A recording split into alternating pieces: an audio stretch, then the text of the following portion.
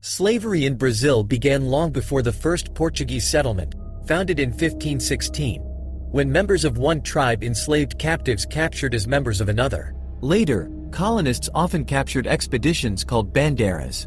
The importation of African slaves began in the mid-16th century, but the enslavement of peoples continued into the 17th and 18th centuries. During the Atlantic slave trade, Brazil received more African slaves than any other country. Approximately 5 million slaves from Africa were brought to Brazil between 1501 and 1866. Most of the enslaved Africans who arrived on the shores of Brazil were forced to disembark at Central African ports, especially Luanda. Slave labor was the driving force behind the growth of the sugar economy in Brazil, and sugar was the colony's main export from 1600 to 1650. Gold and diamond deposits were discovered in Brazil in 1690, leading to an increase in the import of African slaves for this new lucrative mining. Transportation systems were developed for mining infrastructure, and population growth increased due to immigrants seeking to participate in gold and diamond mining. The demand for African slaves did not diminish after the decline of the mining industry in the second half of the 18th century. Animal husbandry and food production spread following population growth, both of which relied heavily on slave labor. 2 million slaves were imported into Brazil from Africa between 1700 and 1800, and the rise of coffee production in the 1830s further stimulated the expansion of the slave trade. The problem of slavery existed in many countries. By the beginning of the 20th century, some states began to fight this phenomenon. The states of North and South America also joined this fight. However, slavery was not abolished then, just the import of slaves was prohibited. However, the business flourished domestically in America and Brazil. Prices for Africans skyrocketed, and slave owners made sure that the slaves they already owned would produce a lot of high-quality offspring. Slave owners encouraged relationships between slaves, and often themselves became fathers of slaves' children. Often the slaves were given an offer that they couldn't refuse. For example, she was promised freedom if she gave birth to 15 children. And on average, it was considered the norm that slaves began to give birth at the age of 13 to 14, and by the age of 20 they had already managed to give birth to 5 children. Slave owners bred slaves for specific physical characteristics that they believed made them more valuable as workers. For example, they bred slaves who were tall and strong for field work and those who were shorter and more agile for tasks such as housework. Men who met the criteria were locked in rooms with 6 to 7 women every day. This was their job and their daily norm. Some of them would get pregnant. The unfortunates were bred like cattle. The fate of an enslaved African American named Pata Seca is sad and tragic. He is known for having sired more than 200 children for his owner. The unfortunate one was purchased specifically to produce offspring for the benefit of his owner. Pata Seca was born in Angola in 1830, and he became a slave from childhood and, due to his prominent appearance, was doomed to a tragic fate at the will of an insatiable master. But this African American managed to go through a thorny path from a reproductive slave to an independent farmer with his own family. We tell the story of the legend of Brazilian history Pata Seca, a man who fathered more than 240 children. At the age of 12, he was purchased by a landowner at a slave market, who took the African American teenager as his slave. Roque had a powerful physique. His weight was 150 kilograms, and the young man was more than 2 meters tall. That is why the owner chose him to play the role of reproductor. Such slaves were also called inseminators and breeders. They were forced to have physical relations with various slaves in order to reproduce. But not at all for creating families between slaves, but for increasing the number of slaves in possession. After all, young and strong people are much more resilient than adult slaves who grow old and get sick. This practice was widespread among slave owners. The owner chose the strongest of his forced men to play the role of reproductor. It was also believed then that tall, strong men with thin calves were more likely to give birth to boys. Namely, they are needed for dirty and hard work on the farm.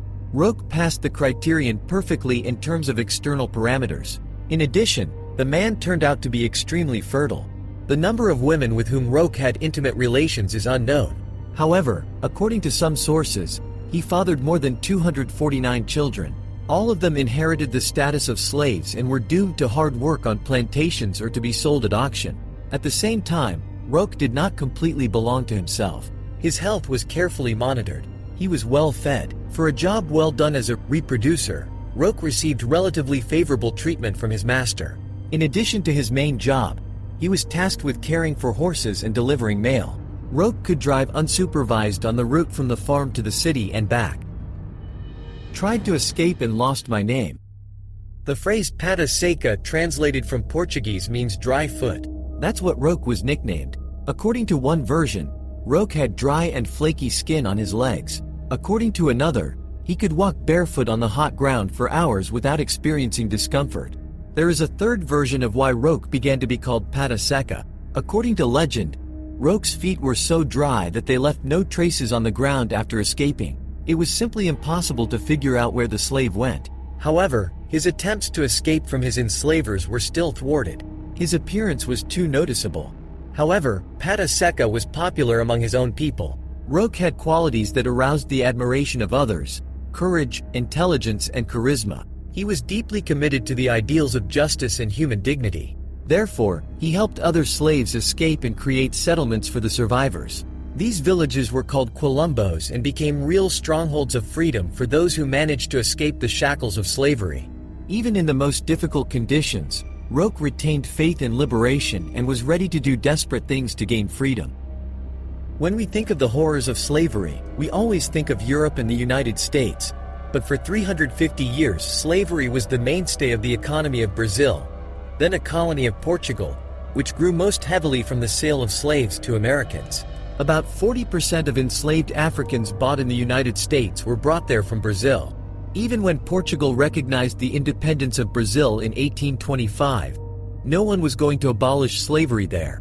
And although in 1850 the Brazilian government finally abolished the international slave trade in the country, the demand for black labor still remained high. If enslaved women did not bear enough children to replace the old and dying slaves, the Brazilian economy would collapse. The entire slave society would collapse. Therefore, in order to maintain the slave population, enslaved Africans were forced to produce offspring. This slave breeding system operated like a factory. Enslaved Africans gave birth to even more children, who were eventually born into slaves. For this purpose, special breeding slaves were created, who were used for breeding, like livestock. The strongest, toughest, and tallest men were predominantly chosen as breeding slaves. Got his freedom after 40 years and got married. Thanks to his success as a reproductor, pata seca received relative privileges from his slave owner. When slavery was abolished in Brazil in 1888, Roque received a piece of land as a gift. It turns out that he was a breeding slave for more than 40 years. On the donated land, Pata Seca founded the farm Sitio Pata Seca and started growing sugar cane, from which he made rapadura for sale. The earnings were modest, but enough to live on. But there was not enough money to collect funds. Roque failed to fence off his entire farm territory and part of it was seized by neighbors. Nevertheless, the man was able to realize the dream of a free life and took up farming, which brought him income and pleased his mind. Starting a family didn't take long either. While still working as a postman, Pata Seca met a girl named Palmira in the city. He married her. In their marriage they had 9 children. And with more than 240 children born into slavery, Pata Seca became the direct ancestor of approximately 30% of his city's population. The Roque family lived amicably and without need. Pata Seca was a respected figure among the locals. His 130th birthday was celebrated throughout the area and a parade was held in honor of the centenarian. 3 months after the Pata Seca celebration, he accidentally stepped on a nail. The resulting injury led to tetanus, which proved fatal. Pata Seca passed away on June 13, 1958. Having survived the abolition of slavery, the establishment of the Republic in Brazil and many other historical events, including 2 world wars. Thousands of people came to the funeral of the legendary Pata Seca to pay tribute to this amazing man who had come a long way from a slave to an independent farmer. And although Pata Seca's income was not excessively high, he had enough for a comfortable life. He used the money he earned to provide for his entire large family, caring for their well-being and making his dreams of a bright future come true. There are many legends about him. Some say that he lived 10 times longer than any slave. Others say that he was lucky because he did not experience all the horrors of slavery.